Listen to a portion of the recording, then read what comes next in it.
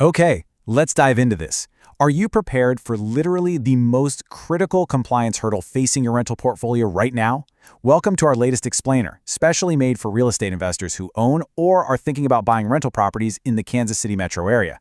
Now, quick heads up before we get rolling, this is strictly educational content to help you navigate local regulations. It's not legal or tax advice. Today, we're putting a magnifying glass on the 2026 Kansas City Healthy Homes rental permit compliance requirements. Let's get right into the data. Here is a quick look at our roadmap for today. First up, the Healthy Homes Mandate. Number 2, costs and geographic rules.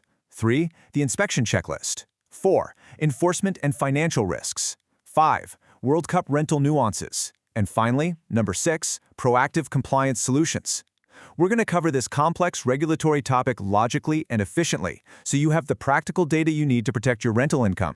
All right, Section 1, the Healthy Homes Mandate. Understanding Ordinance 180248. So, Kansas City, Missouri requires every single landlord to register their rental properties through this specific program. It's actively enforced, it was established by voters back in 2018, and it is absolutely non-negotiable. But get a load of this staggering number. 11%. Out of over 10,200 inspections, only 11% result in 0 citations. That's wild, right?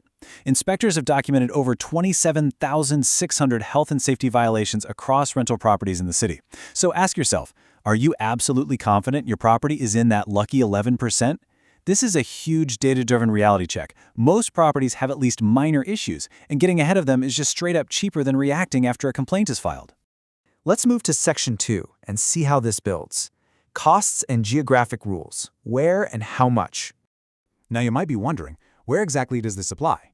We have to explicitly highlight the crucial regulatory differences across the state line here. If your property is located within Kansas City, Missouri city limits, you have to register. But if your property sits over in Kansas City, Kansas, or out in suburbs like Overland Park, Independence, or Lee's Summit, you are completely exempt from this specific program. You can enjoy that relief because those surrounding areas follow completely different local rules, or they might have no mandatory rental inspection requirements at all. Now, what's really interesting about this is how predictable the fee structure actually is for 2026. It's a straightforward $25 per unit, plus a one-time $25 application fee for first-time registrants. So if you own a single-family rental home, your first-year cost is $50, and then your annual renewal drops to just $25. For a 10-unit apartment building, you're looking at $275 up front and $250 to renew each year. These fees are vital because they actually fund the inspection staff, complaint response operations, and tenant relocation assistance for life-threatening property conditions. Moving right along to Section 3, the inspection checklist, what inspectors actually check. When they show up for a physical property review, inspectors aren't looking for fancy cosmetic luxury upgrades. They're strictly evaluating whether the property meets basic, minimum health and safety standards for human occupancy. This highly practical checklist shows exactly where most landlords fall short. Missing or broken smoke detectors. That's the single most common failure. They have to be within 10 feet of each sleeping room and on every level. Inspectors are also hunting for heating system failures, plumbing leaks, electrical hazards, pests, mold, and window security. Another major red flag is chipped or peeling paint, which carries severe lead exposure risks for homes built before 1978.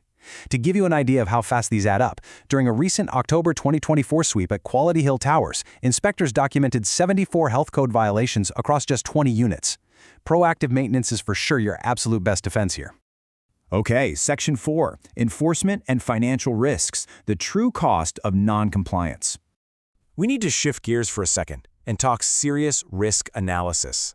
What actually goes down when a property fails an inspection and you miss the required repair deadlines? Well, here's the escalation process. Step 1. It almost always begins with a tenant complaint to the city's 311 system. Step 2. The city inspects and issues a super tight deadline, ranging from just 24 hours for urgent hazards to 10 days for less severe issues. If you miss that window, Step 3 kicks in, re-inspections. And guess what? Every single re-inspection carries a fee billed right to the landlord. For remote investors living in California, Texas, or Colorado who can't act fast and don't have local contractors, these fees can easily snowball into the thousands of dollars. Eventually, a third failed re-inspection triggers Step 4, permit suspension. So, the crucial point is this. A suspended permit stops all legal rent collection dead in its tracks. You cannot legally operate as a landlord in Kansas City, Missouri, you cannot collect rent, you cannot sign new leases, and you cannot rent out vacant units until compliance is completely restored. It's a full stop on your ability to generate any rental income. Let's pivot to Section 5, World Cup rental nuances and navigating 2026 opportunities. And this brilliantly illustrates a super timely issue for investors. With the 2026 FIFA World Cup coming to KC, we're seeing a massive surge in short-term rental activity across the metro. But please, don't fall into this common trap. The Healthy Homes Permit and the short-term rental permit are absolutely not interchangeable. The Healthy Homes Ordinance applies strictly to stays of 30 or more consecutive days. If you're renting to guests for fewer than 30 days, you fall under the short-term rental framework, like the $50 major event permit. The warning here is simple. Do not let your long-term Healthy Homes Permit lapse while you're temporarily hosting for the World Cup. If it lapses, you create a glaring compliance gap that the city actively enforces. Finally, Section 6, Proactive Compliance Solutions to Protect Your Investment. Look, for out-of-state and busy investors, the city still expects a fast local response. You need someone on the ground to handle violation notices, let inspectors in, and coordinate repairs within those incredibly tight deadlines. This is where professional property management becomes a totally essential compliance tool. Alpine Property Management Kansas City has been the premier local partner for seamless compliance since 2013. They handle registration, annual renewals, and repair management for over 250 properties in the metro area. Because they have vetted local contractors ready to roll, the work actually gets done right the first time, helping you pass re-inspections without those terrible additional charges. Ask yourself, is fighting city bureaucracy really the best use of your time, or should you be focusing on your next acquisition? For help managing your Kansas City rental property, call Alpine at 816-343-4520 or visit alpinekansascity.com.